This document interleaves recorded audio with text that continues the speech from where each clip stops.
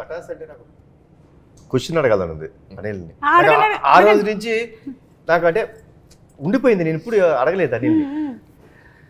అనిల్ కథ చెప్పా గుర్తుందా? కథ చెప్పిన రోజు గుర్తుంది కదా? కథ చెప్పినప్పుడు అంటే I said that incident but I never asked what he felt. కథ చెప్పారండి, లిటరల్లీ వెళ్ళి హక్ చేసుకొని నువ్వు అంటే కొన్ని చెప్పకూడదు, you will be next level director, చాలా బాగుంది కానీ నేను ఈ సినిమా చేయను అనిల్ అన్న. అప్పుడు నీ మైండ్లో ఏంటి ఫీలింగ్ చెప్పు? అప్పటికి వెంకీ హాసన్ రాయలేదు. సో వెంకీ హాసన్ రాస్తుంటే ఒక 100 వెంకీ హాసన్ వేసుకునేవాడిని. సో నాకు ఫస్ట్ పడ్డది ఏంటంటే జర్క్ అయ్యా నేను. ఫస్ట్ కళ్యాణ్ గారు నేను మిమ్మల్ని ఒక సూపర్ స్టార్ లాగా ఊహించుకొని మీరు నా స్టార్ అనుకొని చెప్పి నేను పటాస్ ఖర్చు చెప్తే నేను ఇది చేయనని చెప్పారు. ఫస్ట్ నన్ను ఒక బ్రహ్మానందం గారు గిఫ్ట్ వేసుకోండి ఇలా ఉంటుంది చిన్న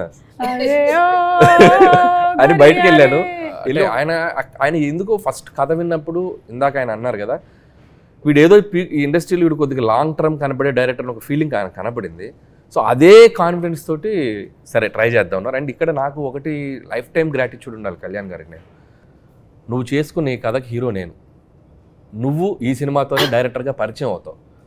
ఇండస్ట్రీలో ఈ సినిమా ఎవరు తీసినా తీయకపోయినా నందమూరి తారక రామారావు ఆర్ట్స్ మీద కళ్యాణ్ రామ్ ప్రొడ్యూసర్గా ఈ సినిమా నేను తీస్తా. ఇప్పుడు నేను ఓం తీసి నేను ఫైనాన్షియల్గా స్ట్రగుల్లో ఉన్నా కూడా నీ కోసం సినిమా తీస్తాను. ఇప్పటికీ గుర్తుంది నాకు గూస్ బంప్స్ ఆ డైలాగ్. నేను నీ కోసం సినిమా తీస్తా అంటే ఎక్కడో నా కెరీర్ గురించి నేను పడే తపనో ఏంటో తెలియదు. ఒక డైరెక్టర్ నీడు ఒక ఇండస్ట్రీకి ఇద్దాం అనుకున్నాడు ఏంటో, ఆయన మైండ్ సెట్ ఎలా ఉందో నాకు తెలియదు. సో అంటే ఆయన చేయకూడదు అనుకోవచ్చు బట్ తెలియదు. But the result and now I'm feeling very proud. ఒక అనిల్ రావుపూడి అనేవాడు ఒక 10 yearsకి ఒక కెరీర్ చూసుకుంటే ఆల్మోస్ట్ కళ్యాణ్ గారితో స్టార్ట్ అయ్యి ఈరోజు I'm here. So this is I'm నాకు rebirth. Pataas is definitely rebirth. అంటే